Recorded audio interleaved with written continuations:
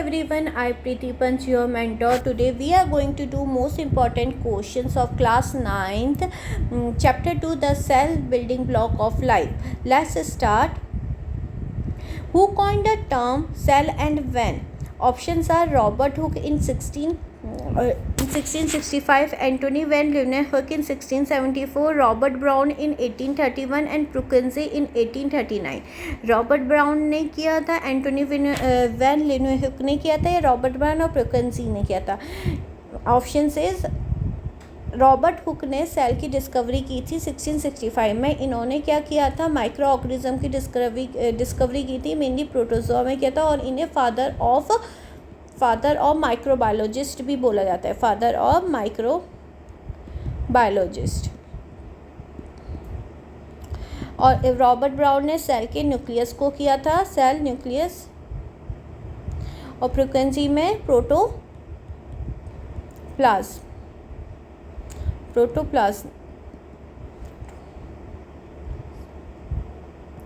Protoplasm की discovery की थी इन 1835. आपका होमवर्क है कि आप मुझे कमेंट में बताएंगे कि difference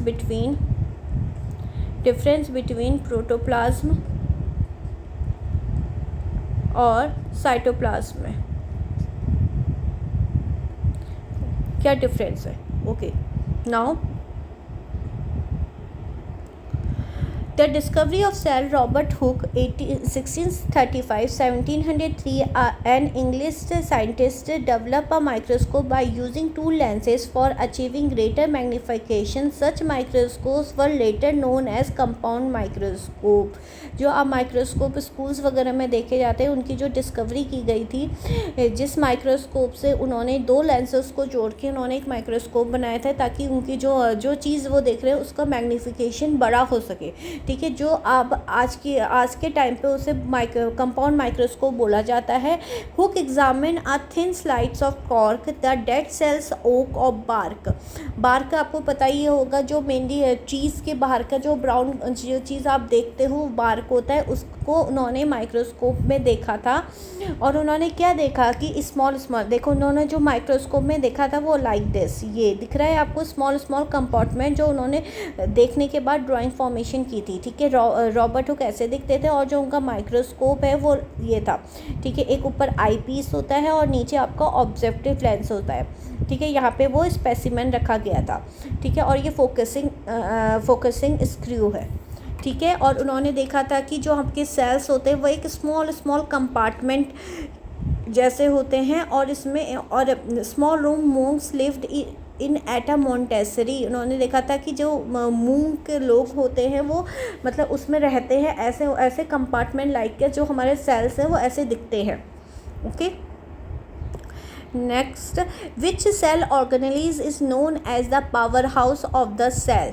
power house of the cell किसे कहा जाता है? प्लास्टिड्स को बोला जाता है, माइटोकॉन्ड्रिया, गोल्जी एपरेटस और लाइसोसोम्स. बताइए किसको बोला जाता है?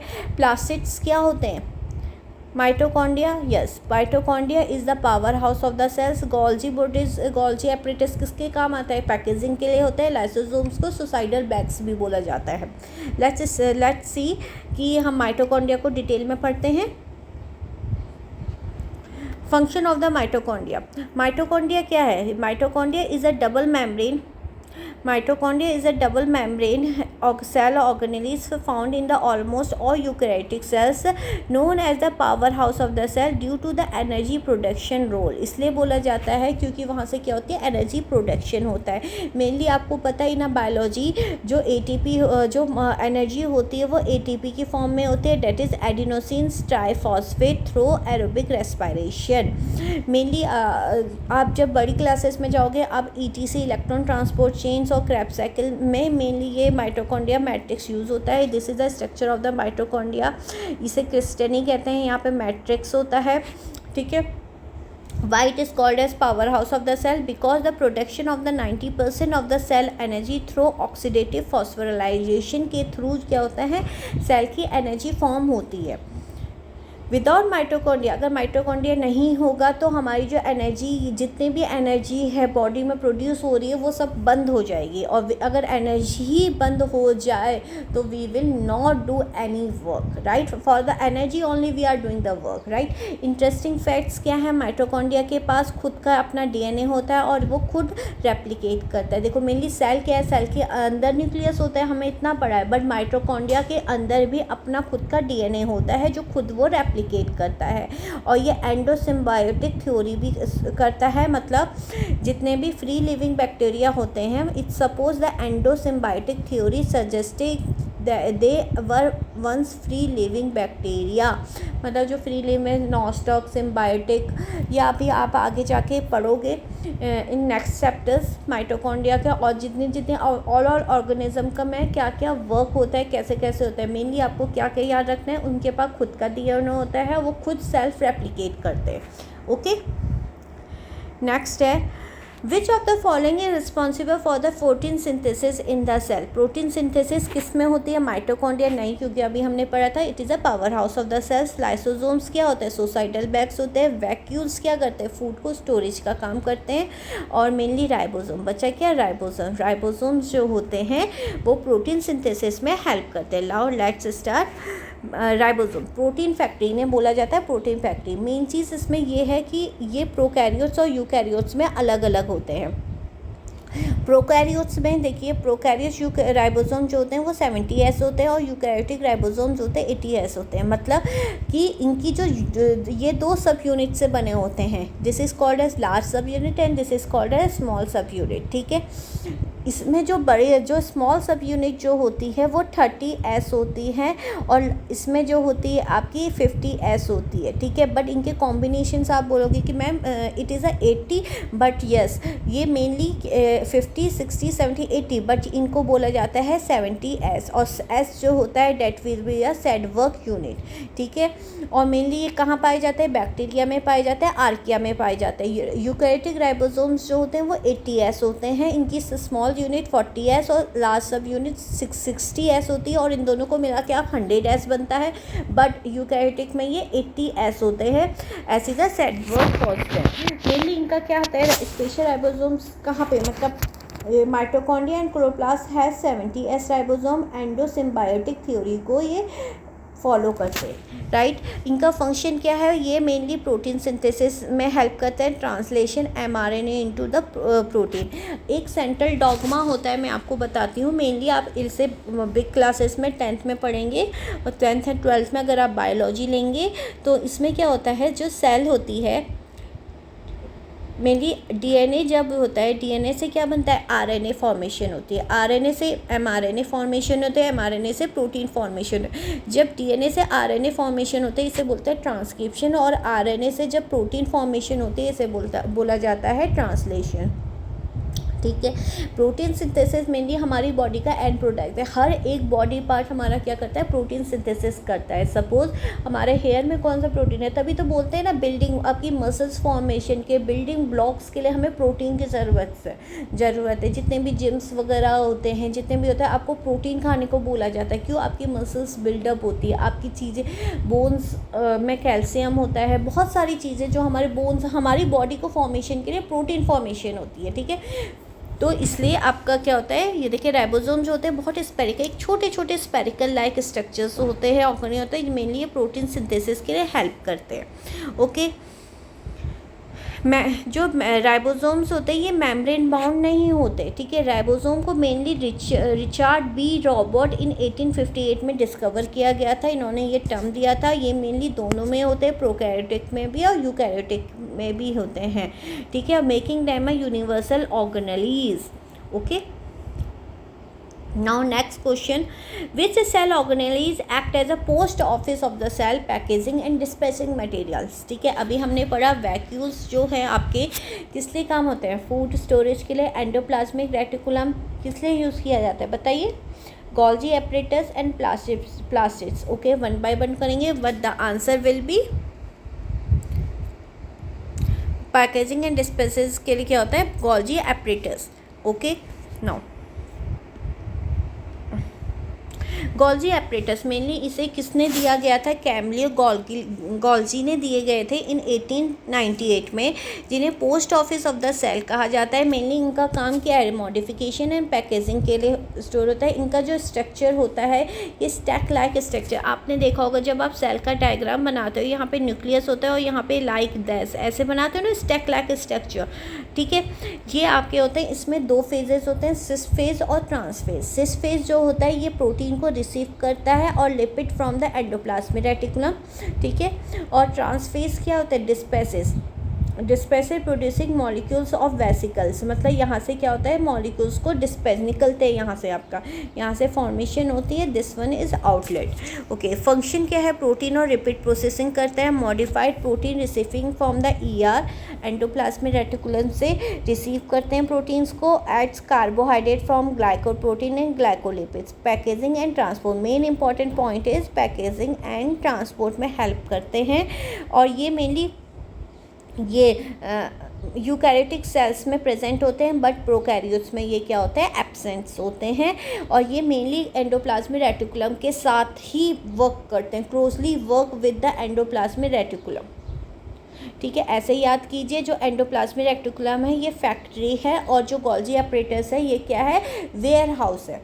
ओके, फैक्ट्री डेट जो मेक्स प्रोडक्ट्स और Golgi apparatus is a warehouse, जहाँ पे चीज़ें पैकेजिंग और आगे ट्रांसपोर्ट में हेल्प करते हैं, ठीक है। Why are lysosomes known as a societal bag, क्यों बोला जाता है लाइसोजोम को societal bag? They produce energy, they contain digestive enzyme capable of breaking down their own cell when damaged, they store water, they synthesize protein। हमें पता है suicidal bag का मतलब क्या होता है, ख़त्म होना, सुसाइड करना, ठीक है। क्या वो जब भी कोई भी चीज़ ख़त्म हो रही है क्या वो एनर्जी प्रोड्यूस करेंगे, नहीं। They contain digestive enzymes capable of breaking down of their own cell and when damage, right. और स्टोरेज का काम नहीं होगा, सिंथेसिस ऑफ प्रोटीन का काम नहीं होगा, प्रोडक्शन का काम नहीं होगा। नाउ लेट्स स्टार्ट, इसका इस डिटेल में पढ़ते हैं। Why is lysosome called as suicidal bag of the cell, क्यों बोला जाता है? लाइसोजोम जो होते हैं मेम्ब्रेन बाउंड ऑर्गेनिज होते हैं, मेनली ये एनिमल सेल्स में पाए जाते हैं। They contain digestive enzyme like lipase, proteases and nucleases. Lipases क्या होता है, एक एंजाइम्स है जो लिपिड्स को ब्रेक डाउन करता है। प्रोटीएजेस जो होता है प्रोटीन को ब्रेक डाउन करता है और न्यूक्लियेजेस जो होते हैं न्यूक्लिक एसिड्स को ब्रेक डाउन करता है। These enzymes break down waste material, damaged organelles and foreign invaders. ये जो लाइसोसोम्स होते हैं फॉरेन इन्वेडर्स को भी क्या करते हैं, ब्रेक डाउन करते हैं। इन्हें सुसाइडल बैग इसलिए बोला जाता है, पहले तो इनको क्रिश्चियन डी डूफ ने डिस्कवर किया थे लाइसोसोम्स को। ओके, इन्हें suicidal bag because they as self destruct the self when needed. ये क्या करते हैं, खुद ही सेल्स को डिस्ट्रक्ट ख़त्म कर देते हैं जब उनको लगता है कि हाँ अब ये सेल जो है वर्क नहीं कर सकता।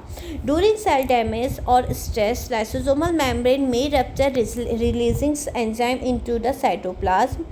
These enzymes digest cells own component leading in a autolysis। autolysis का मतलब होता है सेल्फ, वो अपने ही सेल्स को खुद क्या करता है, खाने लगता है। ऑटोलिसिस ब्रेक डाउन करने लगता है। मेनली क्या करता है, digestion of the substances. Autophagy, autophagy का मतलब क्या होता है, ऑटो का मतलब खुद और फैगी मतलब इंगल्फ करना, ब्रेक डाउन करना। Autolysis completely break down। embryonic development by removing unwanted tissue, removal of webbed fingers in a fetus। ठीक है, मेनली यह embryonic development removing unwanted tissue, जो टिश्यूज़ नहीं चाहिए होते उनको भी हेल्प करता है।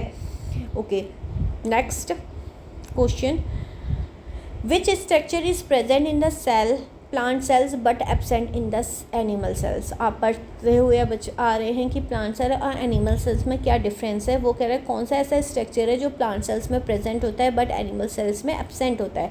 Option are cell membrane, nucleus, cytoplasm और सेल वॉल। सेल मेम्ब्रेन होती है, राइट, न्यूक्लियस भी होता है। ये आपको प्लांट सेल और एनिमल सेल्स के बारे में बात कर रहे हैं, यूकैरियोटिक और प्रोकैरियोटिक के बारे में नहीं कर रहा है। Eukaryotic and prokaryotic are different, here are the animal cells and the plant sales.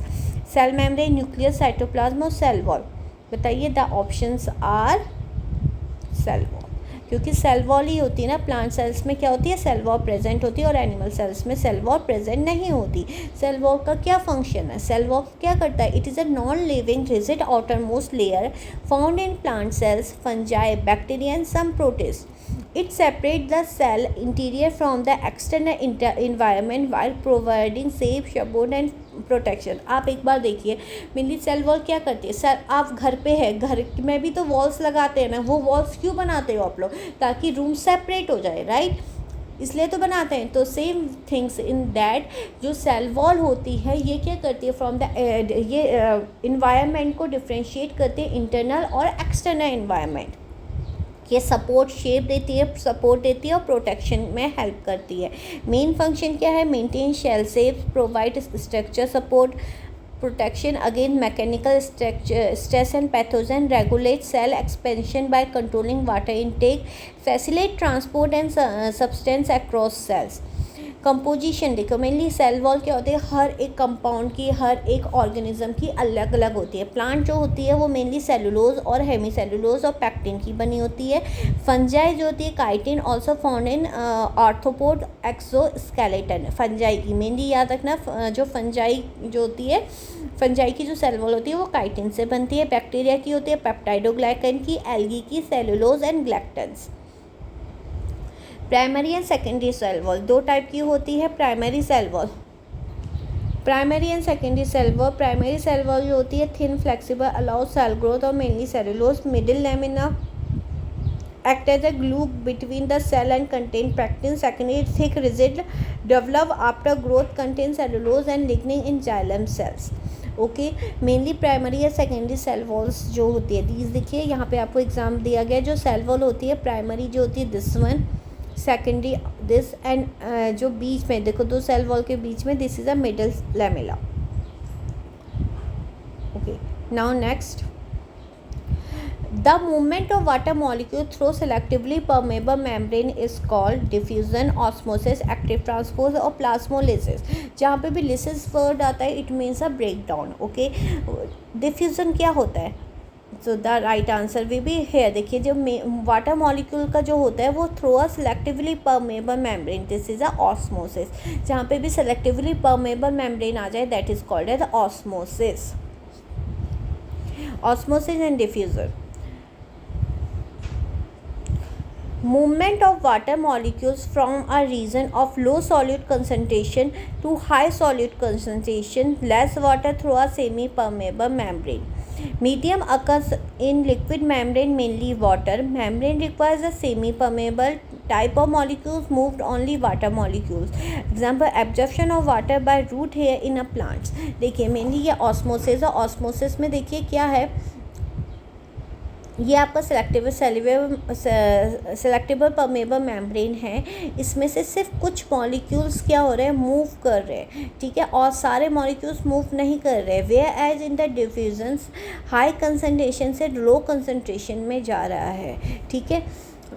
Movement of particles from region to a high concentration to a region of low concentration until equilibrium, ठीक है। Mainly क्या होता है, आपने देखा होगा कि water tank अगर आप फिल करोगे, आप पानी को फिल तब तक करोगे ना जब तक वो फिल ना हो जाए, हर एक का लेवल होता है। तो डिफ्यूज़न में मेनली क्या होता है, हायर कंसनट्रेशन से लोअर कंसनट्रेशन में जाता है, तब तक जाता है जब तक वो इक्विलिब्रियम फिल ना हो जाए, ठीक है, इन इक्वल डिस्टेंस में ना आ जाए, ठीक है।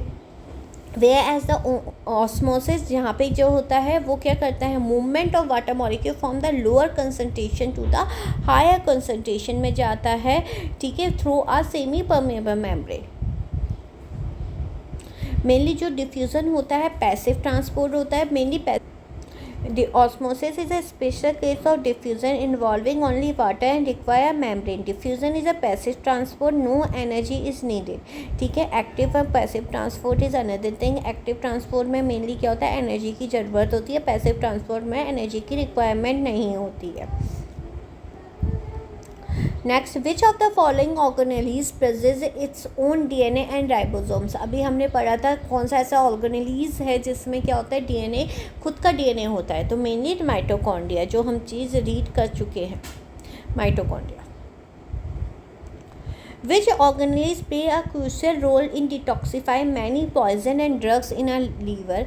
Rough endoplasmic reticulum and smooth endoplasmic reticulum, Golgi apparatus and lysosomes. Endoplasmic mainly इसका जो आंसर है smooth endoplasmic reticulum. Now let's see how. Endoplasmic reticulum होता क्या है? ये एक वास्ट नेटवर्क मेम्ब्रेन है जो ट्यूब्यूल्स फ्लैटन सैक क्रिस्टनी extended from the nuclear envelope forming a force for a transport system of a endoplasmic system. Mainly देखिए, आपने देखा होगा जो ये दिख रहा है आपको, this one, this is a ribosomes endoplasmic reticulum. इसमें भी दो टाइप के होते हैं, रफ एंडोप्लाज्मिक, स्मूथ. जिसमें आपका क्या होता है, देखो ये न्यूक्लियर मेम्ब्रेन से स्टार्ट होता है और यहाँ पे क्या होता है, स्मूथ में आपके राइबोसोम्स प्रेजेंट नहीं होते और रफ में क्या होता है, इन राइबोसोम्स आर प्रेजेंट, मतलब रुक like these are the ribosomes. Mainly flatten क्रिस्टनी often closer to the nuclear connected nuclear membrane. Protein synthesis और मॉडिफिकेशन और प्रोटीन फोल्डिंग में हेल्प करता है. वेयर एज अ स्मूथ का फंक्शन क्या है, ये लिपिड में सिंथेसिस में हेल्प करता है और detoxifying of the drugs and poison, especially in the liver cells. Calcium ion storage and release in muscles called sacroplasmic reticulum for contraction. Carbohydrate metabolism, glycogenolysis in liver. Okay. Studded ribosome, smooth tubules, highly folded flattened network of fine ribosomes is present. It is a smooth structure, means ribosomes is not present. Protein synthesis, modification, steroids, hormones, pancreas, adrenal cortex, liver. ठीक है, ये mainly rough endoplasmic जो होते हैं ये pancreas और liver में, और ये adrenal cortex of the liver के एड्रेनल कॉर्टेक्स में प्रेजेंट होते हैं. Now next question, which of the following is absent in prokaryotic cells? कौन सा ऐसा इनमें से कौन से ऐसी चीज़ें जो प्रोकैरियोटिक सेल्स में प्रेजेंट नहीं है?